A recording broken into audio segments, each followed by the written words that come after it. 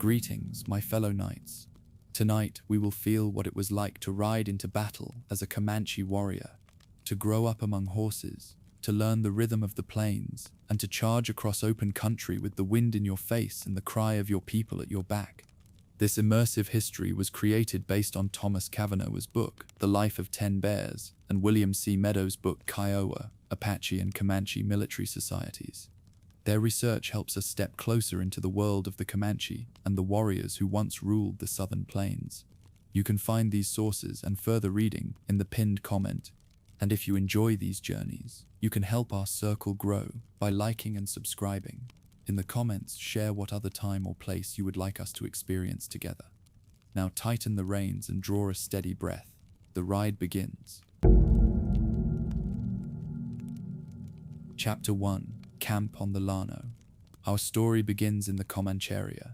Imagine you are a young rider in the year 1840, watching a creek bend through grass and seeing lodges stand in a neat half circle. Women cook near the fire, horses graze by the water, and the day moves slow as a pony's tail. The smell of wood smoke lay over camp and held the morning together. One day a fast raid would pull every heart toward danger, and the band would move like a hawk's shadow across the plain. There would be hard choices, and a name would have to be earned. But for now, the talk is simple, and hands stay busy with small things. A bow is checked for cracks, arrows are counted, and a rope is coiled neat by the door of a lodge. It is a morning made for calm work, the kind that sets a person right. A comrade passes by and nods, and no more needs to be said. That is the way of things when a camp is strong and the day has not yet chosen its turn. The camp had a rhythm that gave shape to each hour, and it made the young learn when to speak and when to wait. Elders chose where to raise the lodges and where to stake the horse line. Women kept the cooking fires in order, men mended gear, and children ran errands that mattered more than they knew. The sound of the creek moving past the stones could be counted on, each small task fit with another, the way a well-made knot held fast without showing off. A rope was uncoiled at first light, and a pony was led by the chin, calm and steady.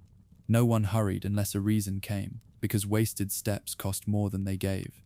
The day built itself with quiet care, and a young rider watched and learned by doing and by waiting his turn. It was steady labor, and it kept worry small, which was a good rule for a life that could change without warning. Inside the lodge, older hands taught the skills that kept a house standing, and the work made a kind of peace. Hides were stretched neat and scraped, water was carried, and meat was sliced in clean strips.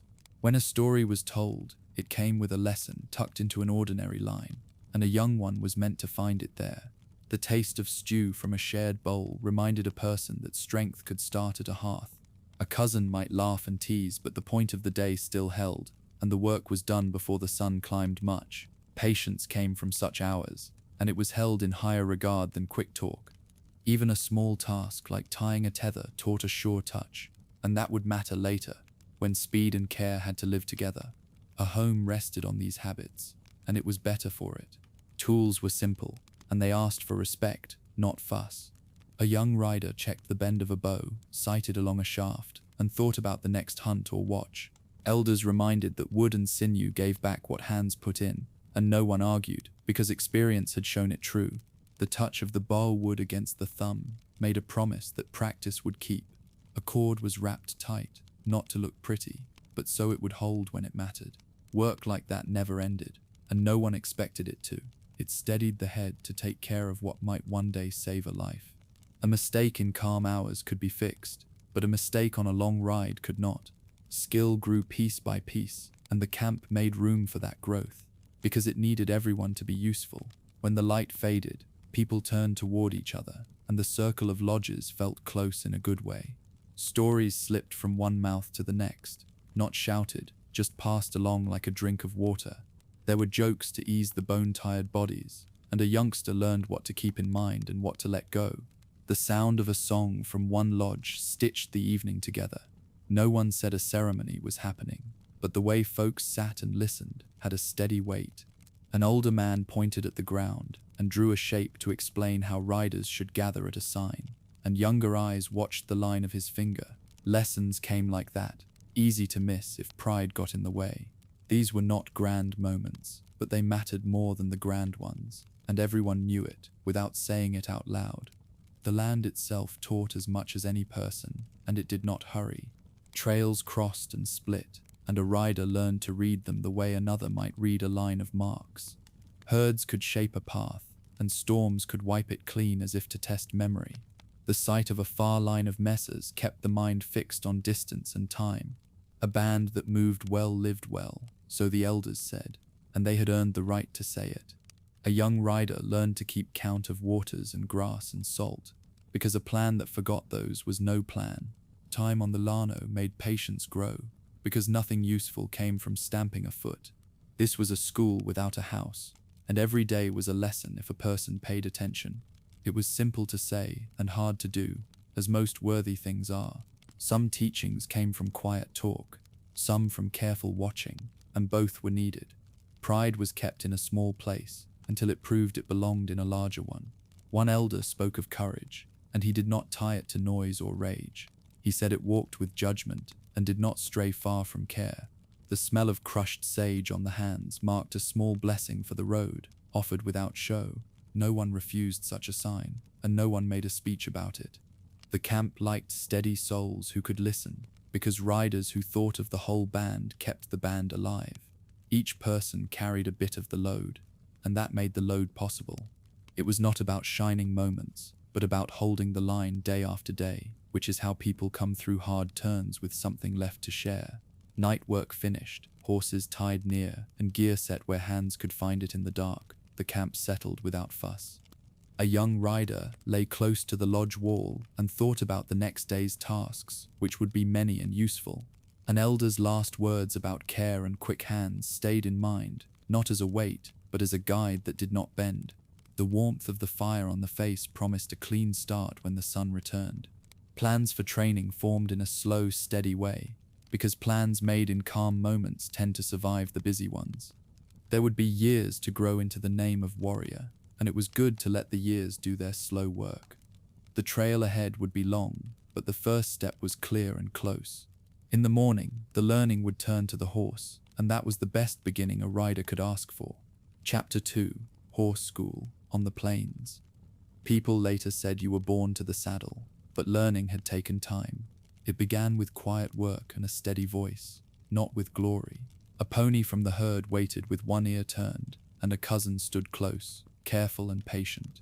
A loop of rawhide rope lay across the ground like a promise, and the lesson was to move slow, stop often, and praise each small try. A hand had to be kind before it could be strong. The mustang tested the will of the learner, then settled, then tested again. It was a dance that used no big words and no anger. The old riders watched and nodded when patience held firm. A young back learned to bend, and legs learned to grip without fear. Any boast would have spooked a colt quicker than thunder, so the mouth stayed shut and the breath ran easy. The horsehair felt rough under the palm, and that simple truth taught respect.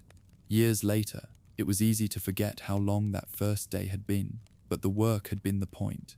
That was the way of things, and no one hurried the bond. Mounting came next, and it had to be done in one smooth line. A folded hide helped at first, then bare back, because balance had to live in the body as if it had always been there. An older hand held the jaw rope while a knee rose, a leg swung over, and the seat found the right place. Sitting still turned out to be a skill, not a pause. Hands rested low, and the mind slowed to match the pony's heart. Breathing was a part of riding that no one mentioned much, but it guided the body to quiet. The mustang waited for confusion, and finding none, stood ready for the next step. A side slip followed, then a turn made with weight alone. No spur dug, no shout chased. You learned that calm moved a horse better than force. Hooves drummed a steady beat on hard ground, and the rhythm worked its way into bones.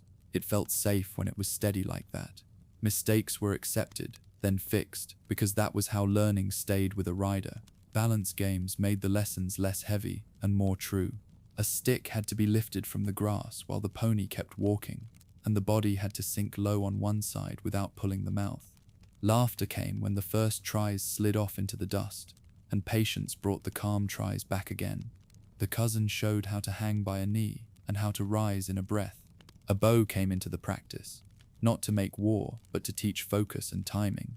An arrow did not leave the string unless the seat was sure, and the pony trusted the hands. The point was not speed yet, it was trust built in slow circles. When the pony shivered, the work paused. When the rider tensed, the work paused again. In this way, both learned the same lesson, and fear found no place to settle. The smell of crushed sage rose when hooves pressed the low plants, and even that small hint helped mark the ground in memory. It seemed like a game, and in truth it was a game, but games made skill grow strong. That was the quiet wisdom of the people who watched. A mustang from the outer herd was brought in one afternoon, a young one with a hard stare. No one rushed it. The rope lay across the neck and then slipped free, then lay across again. A gentle mare stood nearby to lend her easy ways to the colt. Kindness looked slow from the side, but the old ones said it was the fastest path. The brush pen held the pair, and the learner kept steps small and even. A hand stroked the neck with long, simple passes, not flinching at the sudden jump. The colt stamped once, twice, and then let the rope settle. The cousin spoke soft words without force, and the body spoke clear truths without fear. What the colt believed would fix itself inside its head, so every moment mattered. The pale rope against the dark neck stood out plain, and that sight fixed the lesson in mind. You learned that will was a quiet thing that did not need to shout. It was not magic, it was time and trust. That was the secret behind every steady horse on the plain, and it never changed. Care filled as many hours as training did. The pony drank first at the creek, and the learner watched for signs of strain or stiffness. Burrs were picked from the tail, and a bunch of grass worked like a brush. The old riders said a horse gave back what it received, and the truth of that rule showed up in steps and in eyes. A hand checked the feet, a hand rubbed the withers, and a calm breath went in and out until both felt even. Work around camp kept the body honest. Wood had to be cut, water lifted, and hides scraped, and there was no rank to any of it. The pony learned to wait tied short, and to lead without tossing the head. A good rider did not rush to food or rest before the horse was set for the night. The taste of cold creek water on a cupped palm made the moment clean, and simple things felt enough. The idea of honor was not a loud word in the lodge. It lived in chores like this. That was the right measure, and it held steady across the seasons. Speed arrived only after hours of quiet work. A step turned to a trot, then to a run, and hands stayed low while weight did the talking. Friends measured tracks in the grass and smiled when the lines grew straight. A fallen stick had to be caught at a run, passed over the head, then set back down. The pony learned to swing sideways at a sign from a knee and to stop without jerking the mouth. A body learned to drop to one side and rise again, not for show, but to be ready for any need that might come along the trail. The old riders warned that pride made a horse dull and a rider blind, so the race ended when the pony felt tired, not when a boy wanted more. You felt the work taking root in the legs and back as days stacked up into weeks. Wind touched the face clear and cool during a long run, and the heart settled into that simple pace. That was the heart of it, not speed alone, but speed held in trust. Night watch taught another kind of skill. Horses were kept close on the edge of camp, and a few young riders stayed up in turns with a spear of wood and a coil of rope. The aim was not to fight, but to keep the herd calm and whole. Sometimes a stray tried to slip away, and soft steps brought it back. Sometimes coyotes worked the edge, and stones turned them aside. The elders said a good herd meant a safe camp, and the truth of that showed in restful faces at dawn. Fires were kept small and voices low, so the animals could rest. The mind had to learn the feel of danger, long before danger came near. Patience and steady feet counted more than bold words. The low whicker of a mare talking to her foal broke the quiet once, and the sound worked like a warm blanket over the watch. A person could feel small out there, but small did not mean weak. It meant part of a larger whole. That was a comfort that stayed. By the time the moon grew round again, the first shape of a rider's life had formed. Hands knew what to do before thought had finished the plan. The cousin and an elder sat by the small fire and spoke in that easy way that carried more learning than any order. They talked of the step from play to duty, and how it did not come all at once. A boy had to learn to see himself without losing himself. The The pony too had to trust that weight, even in fear. A bow would be held in the coming days, not for a game but for a small test that still waited beyond the ridge of time. Nothing was rushed, but it was not a secret either.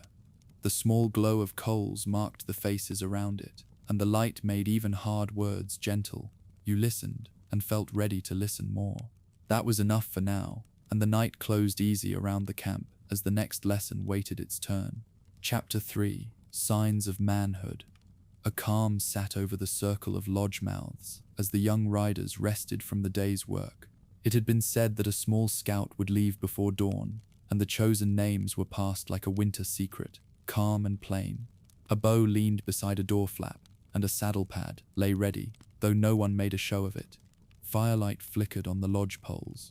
The elder women kept busy with stitching, and boys ran errands, but talk stayed steady and spare.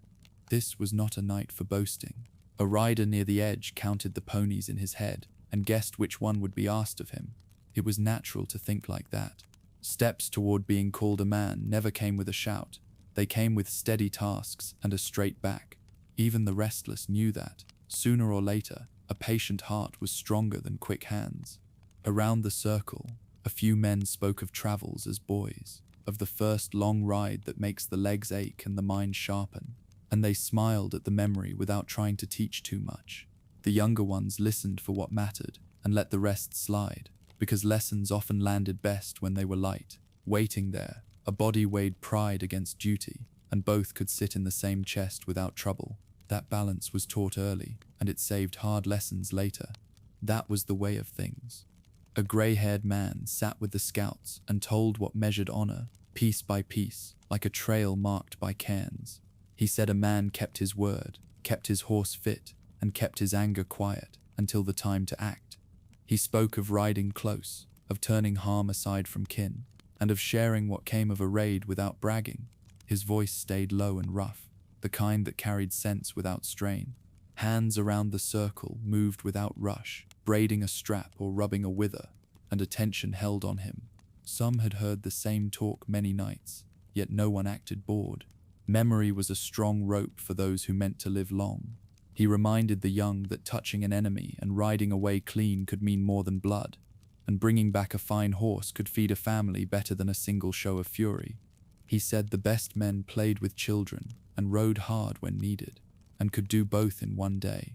Around the edge, one or two added a quiet line from their own path, and he nodded and folded it into his talk as if it had always belonged.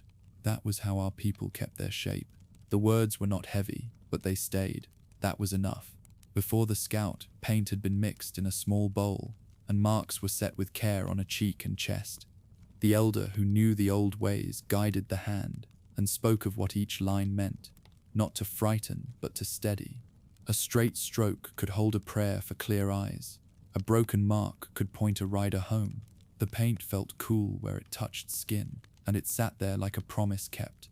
There was no magic in it, only memory and courage, and those were good. A comrade gave a small nod as the last mark dried, and the elder tied a strand of hair to remind the heart to stay calm. The pony had been checked, the bedroll tied, and the waterskin filled, but it all moved at the speed of sense. The elder spoke the old names that matched the marks and told from whom they came, so a chain of kin ran through the paint and steadied the will. Once the hands were washed and the bowl set down, your breath came easier, and the chest let out its tight hold. Even the smallest steps mattered when a calling grew. In that steady work, haste had no place, and the night would remember that care when trouble rose. That was how a boy came closer to the trail of a man. When night settled strong, the young rider wrapped in a buffalo robe and found a place near the scout leader, not too close and not far. The robe weight lay across the shoulders with a good pull that steadied the body. A few words were traded about the route, about the creek bends and the low rises that gave cover. No one played the expert. The leader gave a nod and spoke simple, and others nodded back. It felt right to keep the plan plain. Thoughts went to the horse picket, to the knot that must hold, to the simple grain of tasks that always lined up before a ride. That threading of small duties steadied the heart better than any big oath. An older cousin leaned over to recall a time when a plan grew too fancy and slipped apart, and the leader let him finish without comment. The lesson sat plain for anyone with ears to take it, and nobody needed a scold to understand. A man was built by what he did when no one clapped, and you knew that truth even then. In the robe and in camp, tomorrow would come as it always did. One step, and then the next, and a steady breath would meet it. That was the truth of it. Early that morning, the small party moved off in single file, skirting the low ground and keeping to the seams that hid a trail. The camp stayed behind and went back to its work, though thoughts drifted often to the rise where the riders had passed. A drum thumped once in the distance, and then fell silent, and that single beat held a wish without words. Women followed their tasks with a rhythm shaped by seasons. Children were set to hauling water and gathering chips, and they did it with care because this day asked it. Boys who had not yet been called to such a ride found small ways to help, and even that settled the spirit. The old smiled at the fuss, and then eased it with a story that turned worry into patience. Grandmothers made small jokes to keep the smallest ones from brooding, and the little ones took the hint and moved on to their chores. The day did not stop for worry. Bread still had to be ground and gear mended, and that steady work left no room for wild thoughts. Waiting was a kind of training too. It taught hands to keep busy while minds walked far. It taught patience without the sting of scolding. That was a good lesson to learn early, because a long life on the plains ran on it. On the trail, the leader set the order and kept the pace with small care that others matched without fuss. He promised no glory, only good scouting and safe return. Hand signals were simple, and every man learned them until the body knew them without the mind speaking. A raised palm meant stop, a roll of the wrist meant spread, and a hand to the neck meant down low. No one argued with sense. Among the signs came the measure of reach, and a man thought of how a lance carried forward from a saddle could turn a chase if needed. Plans were built plain, because plain plans held firm when fear made a tangle. Beside him rode an older scout who kept count of distance and time, and would mark in his head where water and grass could be found on the way home. Behind, the youngest kept quiet and learned how the line bent to the land, because knowing how to bend kept a rider alive longer than sheer speed. When a halt came, each man tended his gear and looked to his horse, and a short nod passed for many words, and the line moved on when the leader's hand moved again. The leader wore no bright marks of rank. A single feather on his braid gave a hint of stories from other rides, and it lifted and fell with his steps. It was in the eyes and the steadiness that his place showed. Those things were enough without show. That was how order lived among free riders. Back in camp, the day's chores filled the spaces that worry tried to take. Women stitched and told light stories that kept heads easy. One of the older boys led a run and showed a trick turn, and the little ones tried it slow in the dust. A simple stew was tended, and a strip of meat was shared with a nod, and it tasted salty on the tongue. No one pretended this was a feast, but no one went without. Near the horse lines, two friends spoke in simple terms about which mares threw the best colts, not to boast but to mark what should be kept for the future. Care for the herd was part of honor, because a poor horse made a brave man slow, and everyone knew that plain fact. A cousin spoke of names earned by kind deeds, not only by strikes in battle, and the group listened as if to a line they had heard before and trusted. Dignity sat there with the bowls. The elder who had painted earlier sat still now, yet his presence had its own weight. An aunt tied a small charm of grass at a child's belt and said it would remind the child to stay close to camp till the riders came back, and the child took the hint without fuss. People learned from the way he rested at ease. Many paths fed the same stream, and this was one. A mind could set itself like that, steady and sure, and it would carry far. That truth never wore out. Toward evening, word of return moved slowly from lodge to lodge, passed by those who kept the camp safe so hearts would not jump. No one ran. The older men stepped out and made ready to learn what had been found, and the women laid aside their work in a calm way. A bright star hung early and held its place as if it had been fixed there since the first travel. The small scout would speak of tracks, of signs near a settlement, and of trails worth taking, and the talk would be weighed without rush. The next steps would come from that. In the morning, a council would meet, and the leader would set riders in pairs for the next move, but no one pressed ahead of the news. The wisdom of the camp was to let words settle in the mind before plans took shape, and that habit kept men alive over many seasons. So the lodges settled early, not from fear but from plain sense, and each person held a place in that calm, like a stake in firm ground. Even so, sleep would be taken in good order, for a body that slept well rode well. The young rider, robe folded and gear stored, found a spot near the door and let the chest rise and fall slow. Big days always grew from small pieces like this. That was the steady path into what came next. Chapter 4. Raid to Linville. Morning came on steady, and the party moved in long lines toward the coast, each rider holding to a place and a purpose while the war chief's hand set the pace. The ground lay open and flat, and the talk had been plain. Strike fast at Linville, gather what could be taken, and leave before a hard fight formed. A younger group stayed in the middle, while old hands kept the front and the rear, which was the safe way to teach without slowing the ride. At a sign, the knee pressed into the pony's side, and the body settled low, and the point of a lance came forward to shoulder height. No one wasted words, since order kept things simple when the first run began. The shore town sat near the bay, and offered goods that could move in bundles, which meant the ride would be worth the miles. A place by the pack train had been set for each man after the first rush, and that was a comfort because a clear place calmed the mind. At the lift of a raw signal feather, you let breath ease out and thought of the path in and out rather than the town itself. A salt taste rested on the tongue. It felt like the day would go by, the old shape, ride in, break apart clean, and ride out again. That was the way of things. The first houses lay spread near the water, and the party slipped in by files so no turn became a jam. Families hurried to boats and pushed out toward the deeper part of the bay, while a few men stood with guns near doors. Elders set a sweep to the right and a bend to the left, each wing mindful of the middle, where the pack train would later pass. A curve formed along the edge of the town, and arrows were sent from that bend so the riders never stopped in one place. The breakaway came as soon as a burst of motion drew eyes, and then another curve took shape to keep the flow moving. It looked like a game from far off, but it was a plan learned for years. A handful of ponies stayed in reserve to pull anyone clear if a knot formed, which kept the heart eased even when hands were busy. You kept to the task and did not rush the turn, because a sharp slant at the wrong time had cost lives before. The clatter of hooves rose and fell on the shell road. In the middle of motion there was calm, and that calm came from trust in the order. Gunmen at a store door raised barrels, and a few rounds came out in short bursts aimed at the nearest riders. The front ranks veered, and the second line took over the bend, which kept the shape steady and spared the need for a halt. No one chased a single man, since that kind of chase broke the ride. Instead, a small party drew the fire while the rest pressed past to open the way toward the docks. The work of a raid was not rage, it was small steps done in the right order, so no one got trapped.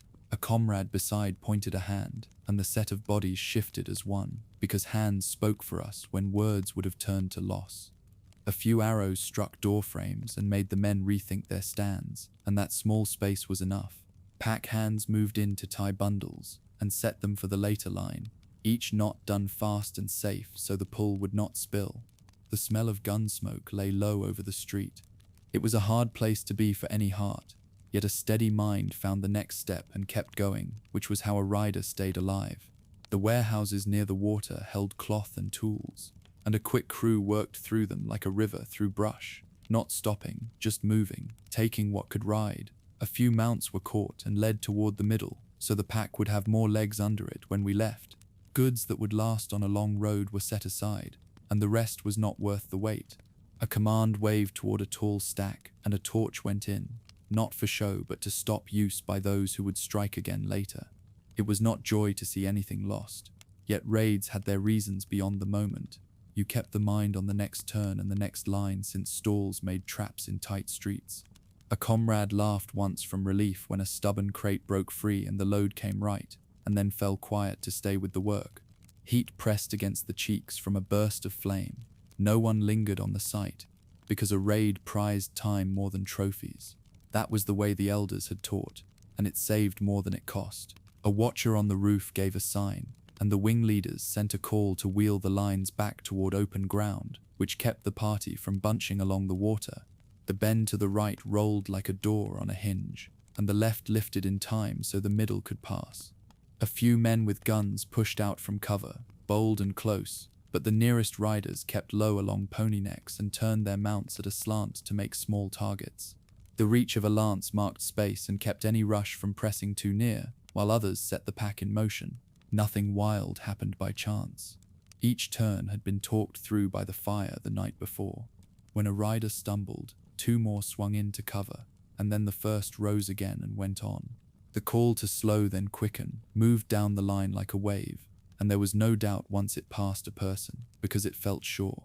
A high, sharp call carried over the roofs. That was the thing about order. It gave courage in a way that no paint or song could, and it steadied hands at the hard moment. The party rolled out the inland path by pairs, then by fours, then by a long train as the pack settled into a swing. Scouts rode wide to mark any trouble, and a rear guard checked the turns to see if anyone followed too close. A few men still tried to shadow us along fence lines, but they fell back when they saw the shape of the ride grow strong in open ground. The plan called for a stop at the first safe rise to fix any loose knots and count heads, so no one pressed the pace before that spot. You kept the pony easy and let the pack rope ride true, since a jerk in haste made more trouble than a slow step in time. A strip of red cloth flickered in view as the line stretched over a small ridge. A comrade near the rear told a quick joke about a trader who sold the same hat twice, and it broke the hold of worry for a breath. It was good to feel the rhythm settle in after the wide turn, because rhythm carried a party home in one piece. By mid-afternoon, the first safe hollow held the pack long enough for a count, a drink, and a change of lead ropes where minds had gone numb. Scouts spoke of a few riders behind, but not close, and the elders said we would not turn a run into a fight on open terms when the work was done.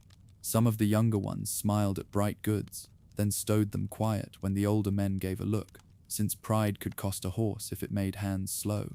The talk eased around the circle, while the mounts breathed and stood calm, and the ground slope hid our length from far eyes. A few old jokes made their rounds, and it helped. A bit of brackish water touched the mouth from a small skin. Duty stayed close, even at rest, because the miles ahead were long, and the home crowd would expect the train to show. That was the rule of such days. Learn, shift, and hold to the line, and soon enough the hard part would sit behind. Evening neared, as the ride turned farther inland, to avoid a crossroad where trouble often formed, and the pace kept just enough push to make distance without dulling the mounts. The order stayed the same: scouts out, wings close, middle strong, rear watching, and no one drifted from a place without a word. A lone rider cut sign on a rise, and the elders nodded, calm as a stone, because the way south lay clear, and there was no need to push the luck of the day. Thoughts went to the camp, to the hands waiting, to the children who would crowd around when the train came in, and it set a quiet warmth inside the chest. A few words passed about luck, and about friends who had ridden these paths before and taught us how not to waste steps. A rider near you lifted a hand and shared dried meat, and the small act made the distance seem less heavy. The taste of the meat's salt stayed on the lips. The mind eased on the thought that care for the mounts and calm hearts made better guards than any boast. That was the old truth, and it held firm as the sun slipped behind us. Chapter 5. After the ride. The long line came off the open ground slow and steady, not with shouts but with the kind of quiet that followed a hard task done. Ponies knew the way, and the people in camp knew it too, so figures stood near the lodges and watched the riders come home. Fresh mounts were led with a short rope, and the older ones kept a careful eye on them, as if the lesson of the day had to pass from horse to horse before anything else. The faces at the edge of camp went from tight to soft, and a few boys jogged out, then stopped, told to wait until the leaders gave a sign.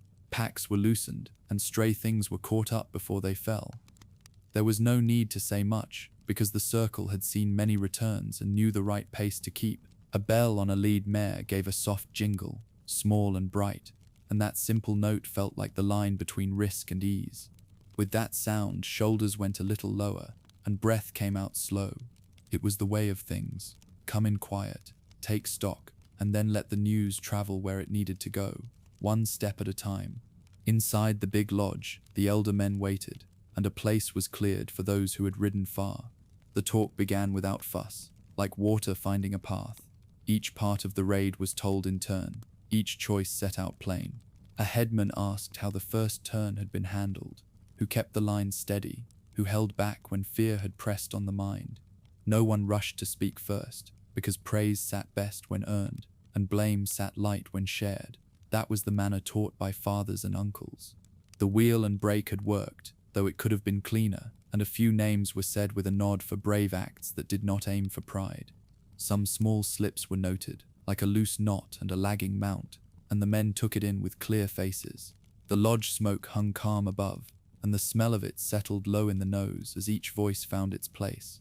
A young rider was told to remember the rhythm of a turn, the way courage should step with thought, not away from it. That was the lesson set like a small stone in a pocket. Outside, the new horses were walked and watched. A boy reached a hand and pulled it back at once when a mare rolled an eye, and an older hand guided him to the safe side with a quiet tap on the sleeve. Ropes were checked, teeth were looked at, and each animal met new people at a measured speed. Scars on flanks told of older runs, and there was a story in every mark if someone took time to listen. A warrior ran a finger over a notch near the neck and said it would need a gentle rider for a few days. The line between pride and care stood plain. A fine horse meant honor, but it did no good if ruined by haste. A little way off, a man cleaned a nick on a lance and said a simple thanks for the luck that had sent the point straight when it mattered. The mane under a palm felt coarse and alive, a firm strand that promised miles ahead if patience held. It helped to remember that bringing a gift home meant a new duty had begun. That was how a camp stayed strong, one rein and one lesson at a time.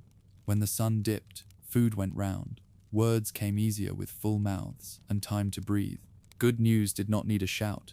It lived best in plain talk and steady eyes. A woman pressed a bundle into a hand, and the rider laughed because hunger had shown itself in the way the fingers shook. The fold opened, and the dry mix was there, steady as always, saved for days like this. Jokes rose, then faded, then rose again, because hard rides often ended in small laughter that helped the body let go. A cousin leaned close and said the pace had been too hot for one young pair of legs, and a plan was made to swap patrols for a while. The elders sat with the younger men and listened more than they spoke, and that long, easy line of care held the circle together. Grease from pemmican touched the tongue and ran warm, a simple taste that reminded each one why the miles had been taken in the first place. That kind of food sat deep and steadied the heart. It was a small comfort, but small comforts did the best work. Later, when there was space for thoughts to find a quiet corner, songs began. A few boys tapped a slow line on a drum with a light hand, and the older ones let their voices ease into it. Names of those who rode well were set in the song, not as heavy praise, but as a way to keep the path clear for the next time. A blanket shifted, a child slept, and a pair of dogs curled by the door flap, as if they too knew the work of the day had ended. In that soft time, a small laugh now and then did no harm, and even the worry that every ride carried lost its sharp edge. One singer put a hand on his own chest when a verse named a friend who had been hurt, and the circle held that care without raising the pain. The drum thumped low and even, like a slow heartbeat that reached the ears and kept time for the words. That rhythm reminded everyone that the camp itself was alive and steady. It had seen many winters and many rides, and it would see more. That was a good thought to keep. Some talked late about what folks liked to say before a raid, and what truly happened when hooves pounded and plans met the day. A story told by boys often painted a clean and shining path, but an older rider said that most paths bent and twisted and still led home. There was honor in that plain shape too. He spoke of how fear and care could walk together if given the chance, and how quick hands did not mean wild hearts. A young man listened with his chin on his knees, showing more questions than he spoke. Another rider, grinning at a corner of the mouth, talked about a mistake he had made years back and what it had taught him about patience. No one pressed hard, because good lessons took root slow, the way grass did after a fire. Firelight laid a soft, warm glow across faces and hands, and the flicker made the lines of age and youth show and then fade in turn. It was a kind of gentle truth. The light moved, the faces stayed, and the camp kept the tale without fuss. That was the way knowledge passed along. Morning work came early, as it always did after a long day. A few wounds were cleaned, not many and not deep, but enough to remind the hands to be careful. A woman mixed a simple wash and told the rider to sit still. And a boy watched with that bright look young ones had when they tried to store a skill for later. Tack was checked and set to rights. Small tears mended with quiet focus, and a strip was cut to fix a strap that had got weak. Horses were rubbed down and led easy, so legs did not swell, and the pace stayed calm even when a youngster wanted to show off. A friend brought a joke to the one with a bandaged wrist, and the laugh helped more than the rap did, though both had their place. The water on the skin felt cool, a quick relief that did its work, and then left the body feeling clean and ready. Work like that was not glory, but it held a raid together better than any song. It was the simple side of courage, and it lasted longer. Toward the next sunrise, eyes went to the edges of the land, where word would one day carry news of men who rode different, with new pistols and tight groups that liked to work on open ground. The older ones nodded and said that change always came, and the young set their jaws in the way young folks did when they heard about a new test ahead. No one rushed to meet what had not yet appeared. Time was used to set the mind, fit the gear, and listen for signs. A cousin spoke of keeping close order, of not letting pride press a chase too hard, and he did it with a light smile, so the lesson did not bite. A few horses were moved to a fresh patch, and the boys put their minds on the small business that made a band ready. The air on the cheeks felt cold and clear, and it woke the body in a steady way. Even with talk of what might come, that clean start reminded each rider that careful steps today made a better day tomorrow. The trail ahead would rise and fall, as trails did, and the camp would meet it as one. Chapter 6. Rangers on the Prairie. Word came that riders from the settlements had crossed the river and moved out in a long line. A scout showed the trail with his hand, then marked how fast they went by the cuts in the sod. Plans were set with few words, as they often were. Older men spoke of drawing them away from their tight order, then turning with speed. A small knot would ride close and tempt them to chase. The rest would hang back and wait for a sign, like a raised hand or a quick turn. Calm stayed in the chest, even with the talk of danger, because nerves had to be kept quiet. The rangers were proud and sure of themselves. That was known. Pride could be turned. It was said that horses do what riders ask when the rider's mind is set, so minds were set. A comrade checked a girth and smiled without a word. The line of the prairie seemed to go on forever, and in that space a plan held, if hearts held. The sun glared on the short grass. That was the way of things on that open land, where patience and a clear head mattered more than loud talk. The small knot trotted out first, slow and easy, and let the rangers see them. A wide gap stayed between, just enough to tempt but not too close to bind. One decoy pulled aside and sent an arrow long, not to strike, but to sting pride. Faces stayed calm, but thoughts moved quick. When the rangers leaned forward, the decoys turned and ran with high spirits, leaving a trail that was easy to follow.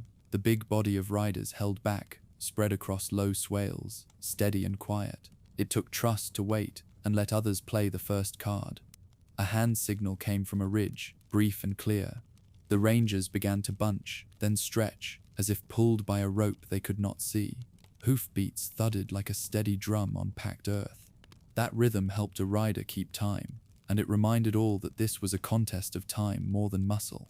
The rangers fired once they felt the gap close, and the line of smoke jumped from their hands. The new tool they carried, the Colt revolver, let many shots go without a pause to load, and that changed how fights went. First they lifted the guns high, then they fired low, trying to throw a wide net. The decoys kept their seats and let the bursts pass, then turned again to snap at the edges. No one rushed in before the plan had teeth. Past lessons told the party to never break a line too soon. A comrade to the right pointed with his chin toward a place where the ground dipped, an old waterline cut by cattle. The crack of shots rattled the air. It sounded fast and close, which set the mind to counting, and counting kept fear from rising too high. Once the long chase stretched the rangers thin, the rest of the party moved wide and came around. The turn came smooth, with riders low, feet bare against the pony's ribs. When the mark was set, the knot turned in and split to both sides. In that rush, a rider slid down the pony's far side and held the mane, making a shield of the small body. The bow bent under the pony's neck, and the arrow went underhand toward a man who leaned from his saddle. It took long practice to make that move feel simple. A quick look told who else had the nerve for that pass, and who needed a breath. The pony gave back everything asked, steady and brave. The hair felt coarse against the cheek where it brushed during the hang. It was a hard trick, but the hard tricks kept people alive, and that was the quiet truth. The rangers tried to pull back into a tight knot once the swarm came in. Some turned their horses to face one way, others turned another, and their line began to lose shape. A few men still fired, and the lead made people keep their heads low. The party did not clump in front of them. Instead, it flowed past and cut the sides, then turned and passed again. A rider near the front gave a shout to keep the timing even, and that held the nerves in place. Another rider, green and eager, pushed too close and drew hands to help him back. There was no shame in that. Risk was fine, but word and order kept the risk from turning into loss. Dust from the churned sod rose, and it tasted like dry earth on the tongue. It reminded the throat of the plains' old age, and that kind of thought made hands steadier. Now the reach weapon showed its worth, and a man who carried a lance made space for the rest. He stayed just far enough to prick and be gone, and that nudged the rangers where the party wanted them. The decoys came back in from the far side, and the knot at the center began to twist. One ranger lifted his arm high to strike with a short club, but a comrade raked his wrist and turned him aside. Some horses in their group grew tired, and tired horses made men slow and rough in their moves. Reloading took time when nerves shook, even with the new faith they had in their gear. Patience, always patience, held the edge. The bright glint of metal flashed off a raised barrel. That flash told enough about his aim, and the body bent away by habit learned from many rides. The party did not stay longer than the plan allowed. After the last pass, hands waved, and the swarm drew out, leaving a gap that grew by the breath. Chase was offered, but only a short one, and it was ended by a turn and a rise taken in stride. A few wounded were lifted to the center and held there with care. One rider laughed a little to shake off the fear that clung after the run. Another said a small line about luck, and no one argued with luck when it favored a rider. The rangers regrouped behind a shallow dip and chose to let the distance grow. That was wise on their part, and wisdom deserved respect even between foes. A pouch was passed to wet lips, and the water tasted clean and cool.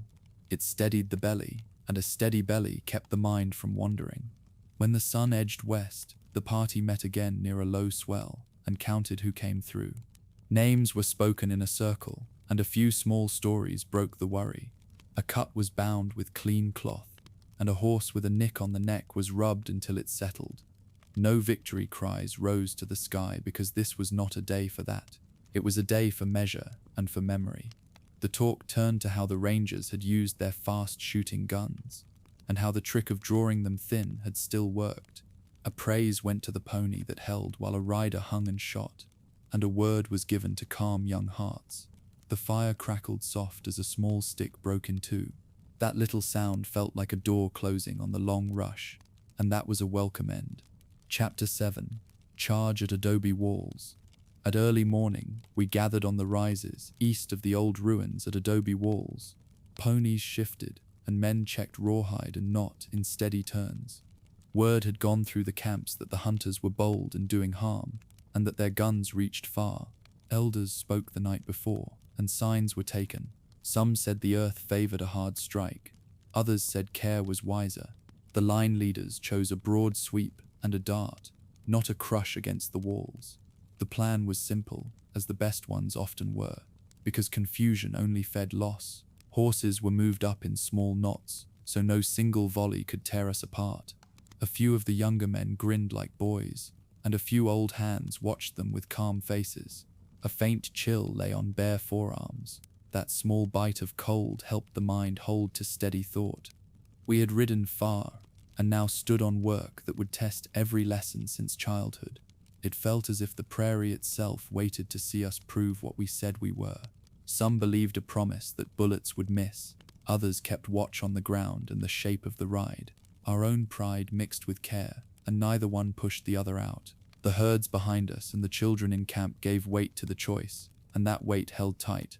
No one wished for glory alone. The wish was to do what must be done and come home in one piece, with honor carried plain and quiet. The leaders nodded once to close the talk, and the line inched toward the start. As the day grew, the riders spread in a wide front and held for the sign. A tall man with strong braids sat near the center and raised his hand, and the motion passed along. Those who carried lances moved to the fore, and those with bows eased behind them. Far ahead, the hunters set their long guns on rests made from sticks and settled behind the walls. A few men from our line pointed and spoke of the reach of those guns, and said movement must be in slants and dips. The low rooms sat tight and square, and the ground between looked open but not empty. Signals were set by arm and by the motion of a pony. One old friend beside leaned close and told a simple truth. Speed and cover were our hope. A pale glare flashed on a long barrel from a sharp's rifle at the wall. It was Quanah Parker. That small sign said the work had begun even before the first horse leaped. Time seemed to stretch thin at the edge of the start. Work like this ran on a thin thread between pride and care, and it had to be held firm. Every rider knew his place, and no one argued the course. The sign to swing east after the first pass was clear, and the men set to do it. The ground had been walked from afar in the dark hours, so the leaders trusted the dips and the lines they had marked. The front broke into a run, not straight, but in a sway that made a hard target. A knee lay tight to the pony, and the body leaned to its side in the old way. A comrade's horse darted ahead, then veered, then dipped again. The walls came closer, and still the defenders stayed low and steady. Dry dust coated your teeth as a bullet cut a stick near the bridle. A hand took hold of the mane as the pony slid behind a hump of ground, and the mind counted where to go next. The band broke into small knots, each knot trying to find a hollow or a bank. Someone waved a robe for a moment to draw aim, and then dropped it to push the pony on. One rider near the far edge tumbled, then sprang clear and held his horse for cover. Even then, the mind stayed on the task set by the leaders, which was to reach the edge of the buildings and make a place to shoot from. Drifting back too far would put the work on others, and that was not the way to leave it. Two more riders crossed in front to break a line of aim, and the whole sweep bent a little to the left to reach a low ridge. The plan was to touch that ridge, hold for a count, and then spill off it in a second rush. It was a clean idea, and even under strain, a clean idea gave shape to the hands. A shallow wash ran across the ground on the right, and two of us slid into it and made the ponies kneel. The animals knew the drill from many chases and raids, and they stayed low. A bow came out from the case with the practiced move taught in boyhood, and an arrow sat ready on the string. Shots from the walls reached the banks with steady pace, so the firing back had to be quick and from odd angles.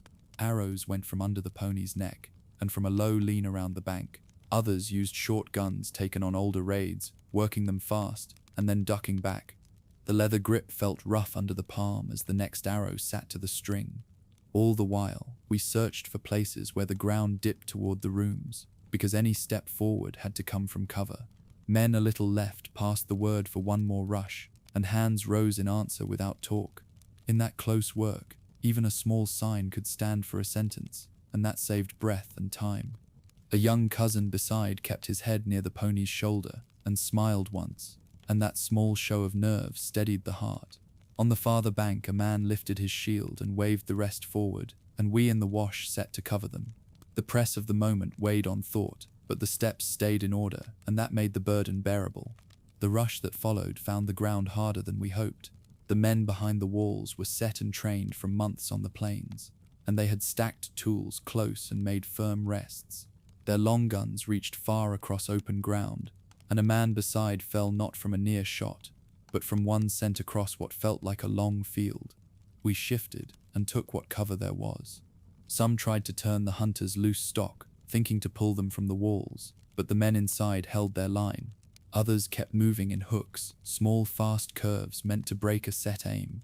We had done this before against towns and camps, and it had worked, but this place held strong. The smell of burnt powder hung thin over the wash and the low mounds. A leader on the right called for another push, not to win the wall, but to pull the men behind stables and get a hold near the broken corners. A knot of riders went forward, and the rest covered them from small dips. When one went down, two went to bring him back, and no one left him to lie alone.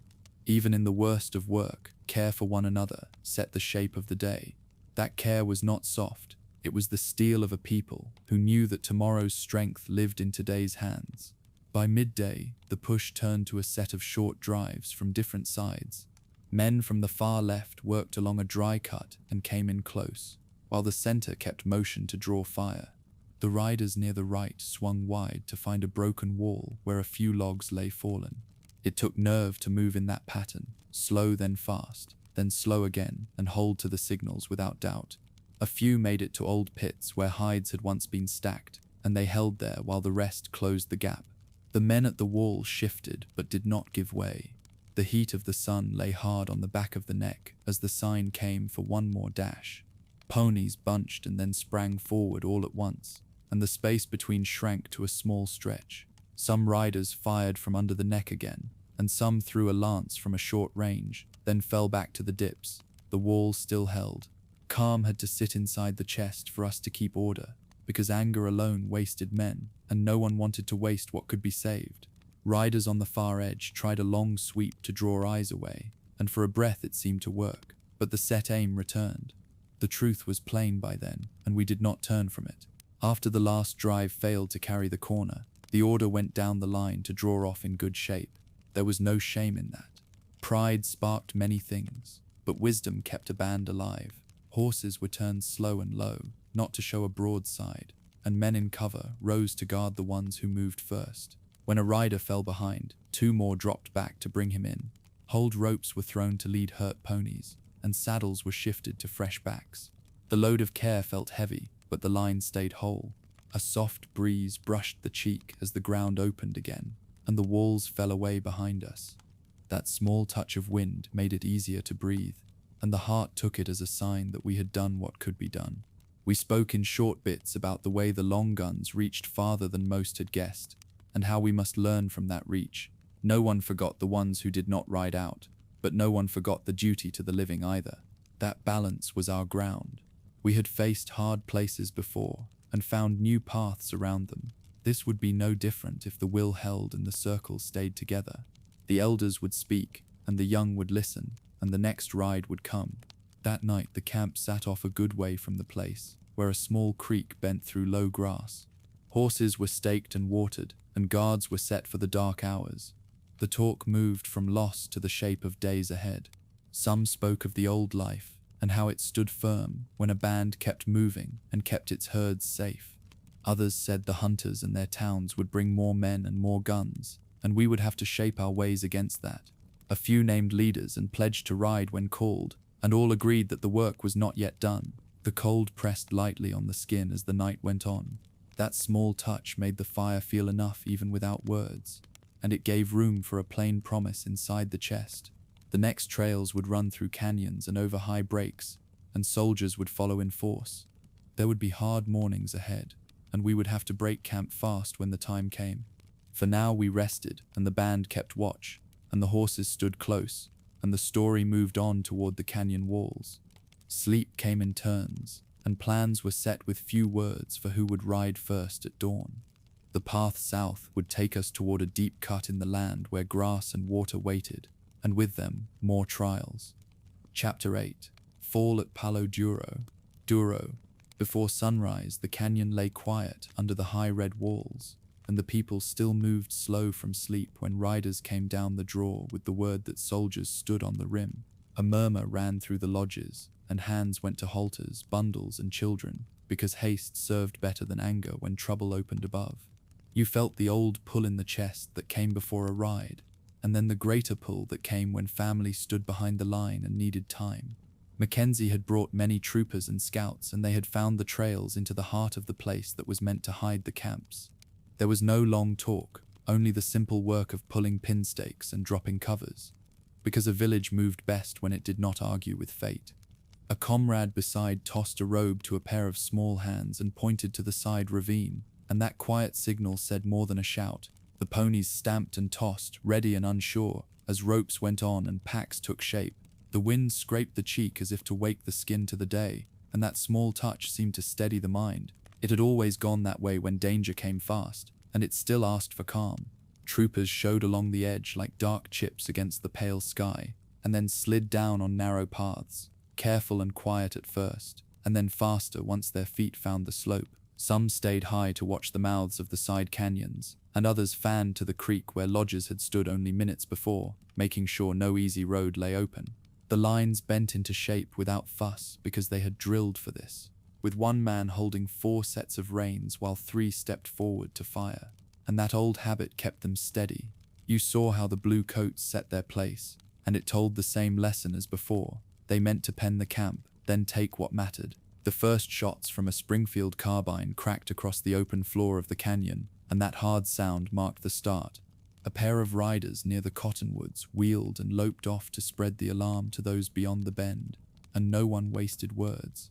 The plan, such as it was, settled on the simple aim to buy breath and space. That was the shape of duty when numbers pressed. As the first troopers reached the creek bed, camp life broke into pieces that still held sense. Women cut thong cords with quick hands, rolled what they could, and left the long poles where they fell, because weight punished those who tried to keep too much. A boy tugged a small pony toward a brushy path, and the pony balked and then went, because even a small animal knew when the world had changed. Packs took to backs and to animals, and a few brave souls stayed to strike the last lodges so the covers would not fall into enemy hands. You lifted a rawhide bag and passed it along, and the line moving it felt like a living thing that carried more than food. A small fire pit was kicked out with a heel, and the coals scattered into the dust, because nothing useful would be left standing easy. The smell of crushed sage rose under fast feet and made the air sharp, and that simple scent fixed the moment. It was hard to leave things built with care, but the people had learned to trust hands more than property. That was the way of moving nations on the plains. Warriors rode light to the front and to the sides, taking the edges where brush and folds of land gave cover, and they did not try to meet the full line head-on. A pair flashed across the open flat to draw eyes, and then veered hard so a few troopers would step off and thin their strength. Others slid close to the bank, rose in the stirrups, and sent arrows long, not to kill much, but to remind the enemy that the ground had teeth. You took a low path under a shelf of rock, and felt the old rhythm come into the body as the pony moved with sure legs, and the small calm inside that came with it spoke of how skill saved anger. A comrade called for a turn so the group would not get pinned against the wall, and the order passed with flicked hands and nudged knees more than talk. A lucky shot from a captured gun snapped past a trooper and sent him to ground behind a scrub oak, and that small pause helped the line of families climb higher. The taste of grit touched the tongue as hooves chewed the dry path, and that simple bite did not leave. The aim now was delay, and delay sometimes won more than bold charge. By late morning, the center had emptied, and soldiers moved their focus to the herds, because taking horses hurt deeper than any wound. Scouts and troopers pushed the bunches together with wide sweeps, then cut off the few brave animals that tried to break free, and step by step they turned the mass toward the long slanting trails that climbed the canyon wall. You watched from a notch of rock as a river of backs and manes flowed uphill under the hands of men who knew what they were doing, and for a breath you almost rose to try a cut, then sat because that act would waste a life without saving many. A rider near you hissed through his teeth and gripped his bow tight, and then let it hang because head ruled hand when it had to. A few small bands of horses did slip into side draws and vanish, and that gave a flicker of hope that not all would be lost. The sound of hooves beating stone rolled up the slope in a heavy drum, and it felt like a heart pushed too hard. So it went when a people met an army that could stand all day and night. Once the herds were driven, the troopers turned to the goods left on the floor of the canyon, and work crews pulled covers, robes, and tools into piles. They did not care who had sewed or shaped them, only that they would not serve the same hands again, so fires took the work of many months in quick minutes. A scout laughed in a short, empty way as he pulled a child's sled of poles into the heap, and then went quiet when an older woman watched from high ground without a word. You stood with others at a stony perch and saw the first flames jump, then settle to a steady eating, and it felt like watching a season burn in a single frame. A friend beside said there would be more robes down the line, and that may have been true, but what mattered was here and now. The glare of the fire pressed hard on the eyes even from a distance, and the bright stain showed plain against the shaded canyon floor. It was a harsh lesson about stores and loss, yet even harsh lessons could be held without breaking. That was how old ways had lived so long. Toward evening, the soldiers pulled back the way they had come, and the canyon grew wide with silence again. But the work was not done above. Word came from a scout that the big herd on the rim had been kept under guard through the day, and was now being shot because the plan reached beyond one camp and 1 week. You felt the old anger rise and then ease, because feeling could not change a choice already made by those who held the high ground and many hands. A line of riders below waited and counted the slow strokes of sound from far off, each one a mark on the tally of horses that would not come back. A young cousin asked how people would travel now, and an older man said they would walk until they could ride again, because feet still knew the plains. The distant shots rolled like a slow drum across the open rim, and that single note carried a hard truth for all to hear. Even then, a quiet part of the mind stayed steady, because the land had taught long patience. That steadiness kept shape even in bad hours. When darkness settled, people climbed down from high perches and found each other by touch and small calls, and a narrow camp took shape under the wall with what little could be kept. A few riders slipped out to find strays and came back with 2 tired ponies, and everyone reached to pat them because even 2 were a start. You sat with a small circle and shared meat that had been saved in a pouch, and the talk stayed low and simple, so it would not wake grief more than needed. Someone spoke a few quiet words for the ones who had walked hard that day, and the rest listened because listening was a kind of help too. A boy traced a line in the dust and said the trail would turn to a place with rations and rules, and the adults nodded, not in surrender, but in agreement that the next bend must be taken with eyes open. The rough edge of a single rein lay in the palm, and its dry feel said work still waited. That was the way forward after loss. Hold what could be held, pass the rest to memory, and keep moving. The night made a calm cover for the next step toward whatever lay ahead. Chapter 9. Fort Sill. Days after the Medicine Lodge Treaty, the camp pulled in close to Fort Sill and learned the lines and the waiting. The grass still spread to the low hills, but the rides grew short, and the days gathered around the agency yard. Men who had once counted coups now counted tickets for flour, and women who had packed a tippy fast now packed bundles for issue day. Soldiers walked the road to the post and nodded when they passed, and an agent wrote names in a book that did not know the old names. The new way did not come at once, but step by step, like a pony brought to a creek. There were grumbles, and there were jokes, and there was talk of past hunts, because talk kept the heart steady. A tin cup sat warm between hands, while friends spoke of what could still be kept, like the tongue and the songs and the care of a horse. That was how people felt their way forward, trying not to lose what mattered. The smell of coffee rose from that small cup and made the morning seem kinder. Even change had to be faced with a clear head, and that was the way of things. Issue day brought a slow order to the yard. Wagons rolled in before noon, and a man from the agency stood by the door with the tall scale. The people gathered in lines marked in the dirt, and each family moved forward when called. A steer was driven to the pen, and the talk went low until the butchering was done, and then the men cut and shared as they should. Flour came out in sacks that rested heavy on backs, and someone always said a light joke so that work felt less like loss. A boy held the string of a sack and learned how to tie it right, because small things held life together now. The mind traced old trails while the body made new habits, and that was a hard truth, but it did not break the circle. The feel of flour dust stuck to the fingers as the sack was lifted and set down. That small grit on the skin marked a day that needed patience, and patience made the path bearable. Work found new shapes near the post. Saddles needed repair, so rawhide was soaked and stretched, and an awl punched clean holes while a strip of leather pulled tight. A quiet man taught the value of neat stitches and careful knots, and it settled the mind to see a strap sit straight again. Boys who once watched for buffalo trails learned to watch for tears in cinches and cracks in headstalls.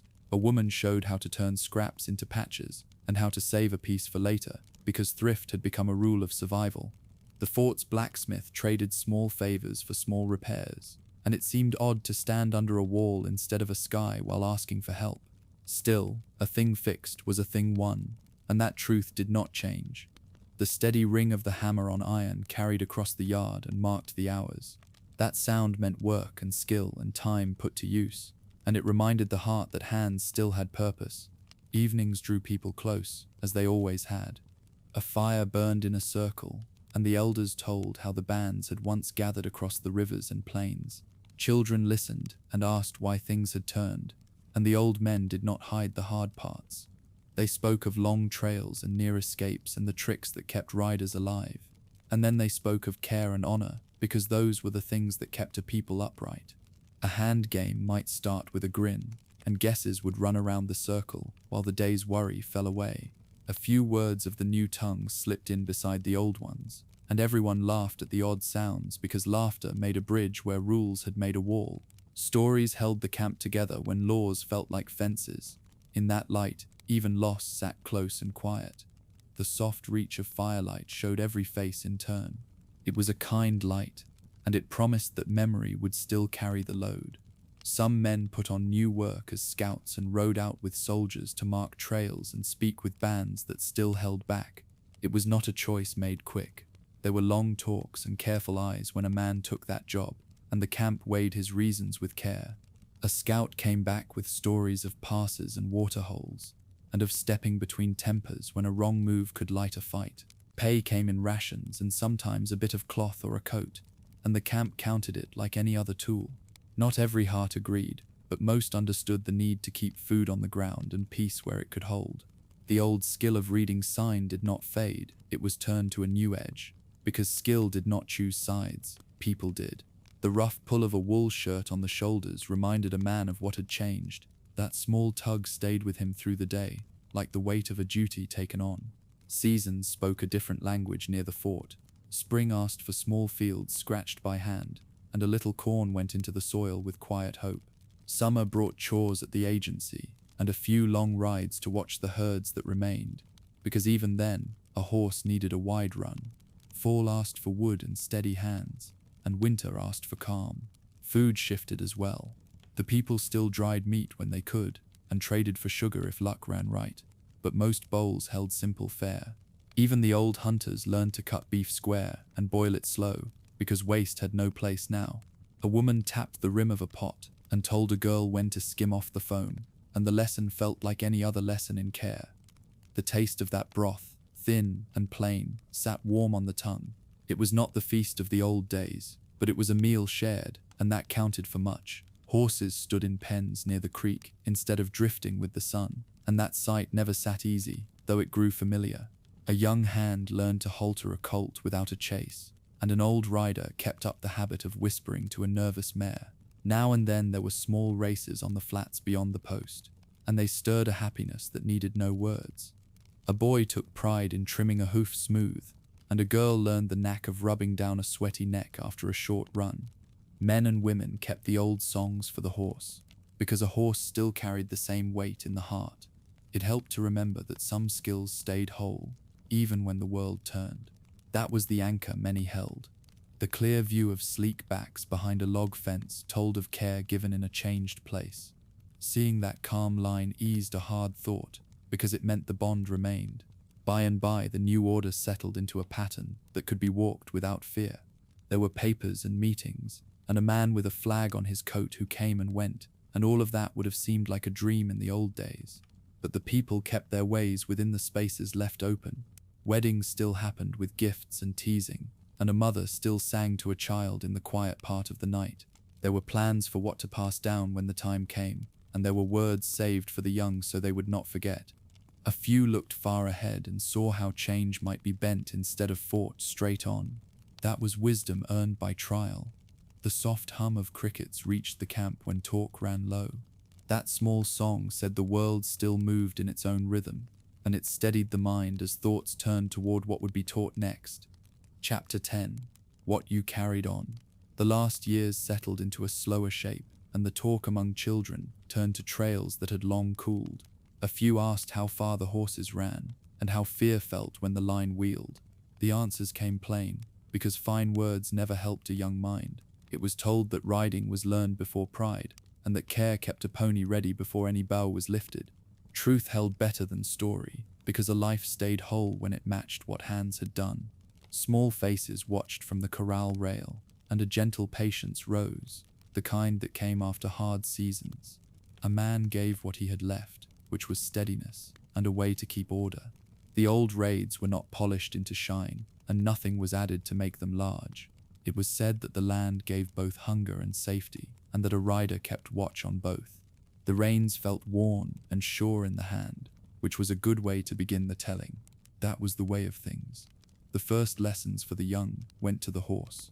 A rope lay coiled, a blanket was shaken out, and a small brush worked in circles on the neck. Each motion showed that trust grew from a quiet touch, not from a shout. The youngsters stood close, eyes set on the small signs a pony gave. If the ear turned, the hand slowed. If the tail lifted, the foot stepped back. A light hand on the withers, a steady breath, and the saddle went up without hurry. Circles were walked, then trotted, but never run too soon. A rider who rushed broke more than a mount, and that truth carried like iron. A soft word in the ear marked the end of a turn, and the small ones saw that patience made strong riders. The horse's breath warmed a waiting palm, and it settled the nerves better than brave talk. That was the way of things. The next lessons went to the bow and the arrows. A stick was cut straight and shaved until it spun true between the fingers. Feathers were tied neat, each laid with care so wind would not argue with the flight. The bow stayed strung only when the work called for it, and it was kept dry and tight so it would not fail. Glue set slow because a hurry brought breaks later.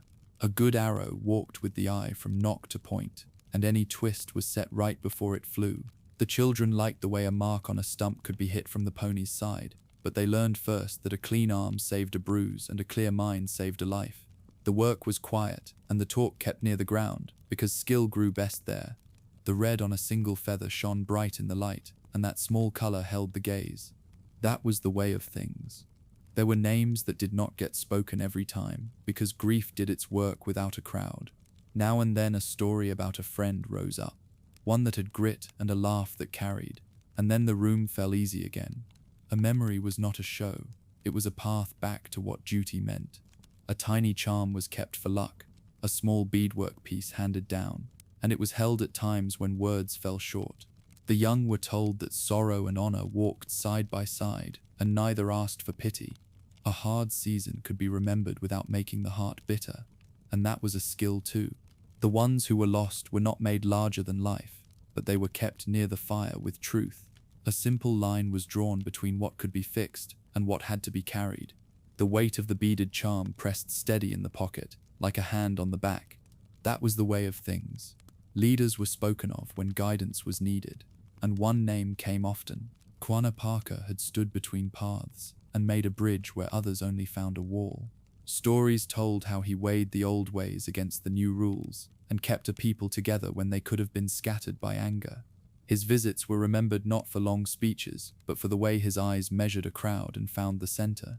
The young heard that strength could bend without breaking, and that a steady mind could turn a loss into ground to stand on. He did not ask for worship, he asked for work. His examples shaped how hard choices were faced, even when the choice pleased no one. The shine of a single silver buckle at his belt caught the light once, and the image stayed with a boy who listened from the edge. That was the way of things. On quiet nights, the camp turned to small joys again. A low song started near the wagons, and a few voices rose and fell with it. Not loud, just enough to hold folks close. Children pushed each other and laughed at small jokes that had grown old and still worked. A game with sticks passed the time, and the elders told tales that drew a soft smile from the serious ones. The little ones were taught where to sit, how to share, and how to wait. The older boys learned when to speak and when to pull back so others could be heard. It was set out that courage did not always look like a charge. Often it looked like kindness on a hard day. An easy evening drew the sharp edges off, and the world felt workable again. The sound of the song reached the far corner of the yard and held there like a held breath. That was the way of things. When food was passed around, the lesson came with the bite. Hunger made a person careless, and a full belly made him slow. So balance was taught at the bowl. A strip of dried meat soaked soft in a little water, and then grease was worked in to make it hold. The young learned to take only what they could use, and to leave some for the ones who came late. Sharing kept a camp safe, and waste drew trouble. Faces loosened when the meal reached them, and even the quiet boys found words after a few bites. A memory rose of hard rides when the mouth held only a bit of pemmican, and the thought of those lean days made today feel rich. The taste of the fat sat heavy and sure on the tongue, and it put steel back in tired legs. That was the way of things. In the end, the gifts that lasted were not taken from someone else's hand.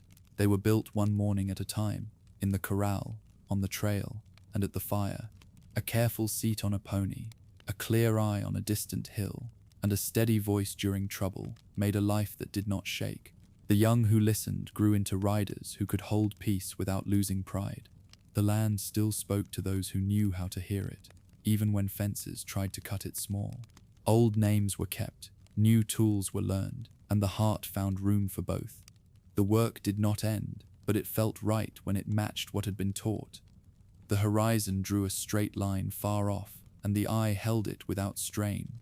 That was the way of things. And so, our ride across the plains comes to an end. The drums fade, the fires burn low, and the horses rest under the stars. Until our next story together, rest well, dream deep, and good night.